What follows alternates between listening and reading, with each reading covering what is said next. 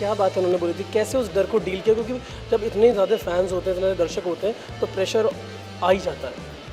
देखो जब हम अकेले वहाँ पे खड़े होते फिर और ज़्यादा, नहीं तो मेरे साथ राकेश भैया खड़े थे तो मैं इतना नहीं डर रही थी क्योंकि राकेश भैया मेरे साथ खड़े थे और मैं उतना नहीं डर रही थी। अगला टारगेट शीतल का क्या होगा? गोल्ड मेडल के लिए जाएंगे अगली बार, या फिर अगला टारगेट अब आगे क्या प्रोसेस रहने वाली है? अगला टारगेट यही है कि हम अपना बेस्ट करें वहाँ पे ताकि हम अपना देश का तिरंगा लहराएं। भारत के लिए साहस का दूसरा नाम इस वक्त बन चुकी हैं शीतल देवी। और शीतल देवी इस वक्त हमारे साथ यहाँ पे इंडिया टीवी में मौजूद हैं, ब्रॉन्ज मेडलिस्ट हैं यहाँ पे। और जो मैंने कहा कि साहस का दूसरा नाम, जिस तरह से आप आर्चरी में पार्टिसिपेट करती हैं, जो आपकी टेक्निक है, जब मैंने पहली बार देखा था मैं स्तब्ध रह गया था। सबसे पहले कॉन्ग्रेचुलेशंस और स्वागत है आपका इंडिया टीवी पे। क्या फीलिंग थी जब ये मेडल आया राकेश जी के साथ में आपका?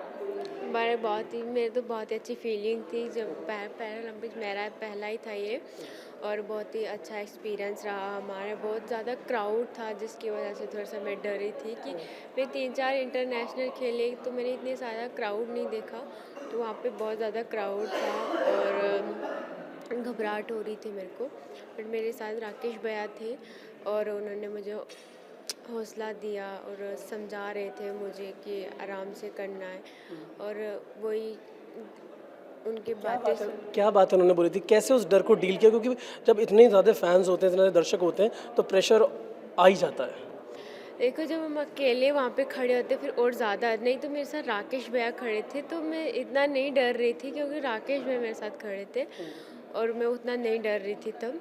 और तभी हमने मिक्स टीम में ब्रॉन्ज मेडल जीता, बहुत ही खुशी हुई। हमने पहला मेडल अपने देश के लिए जीता। और उस वक्त जब आप इंडिविजुअल इवेंट में थे, वहाँ आपको सक्सेस नहीं मिली, दिमाग में क्या चल रहा था? क्योंकि इवेंट में टाइम था दूसरे में, उस वक्त दिमाग में क्या चल रहा था शीतल के? जब देखो मैं जब शूटिंग करती हूँ मेरे दिमाग में कुछ नहीं चलता। हाँ ये था, मेरे से थोड़ा सा हमें डर लग रहा था क्योंकि पहली बार मैं इतना ज़्यादा क्राउड देख रही हूँ तो थोड़ा सा डर लगता है, और उस डर को मैं ज़्यादा कंट्रोल तो की थी बट एक पॉइंट से रह गई।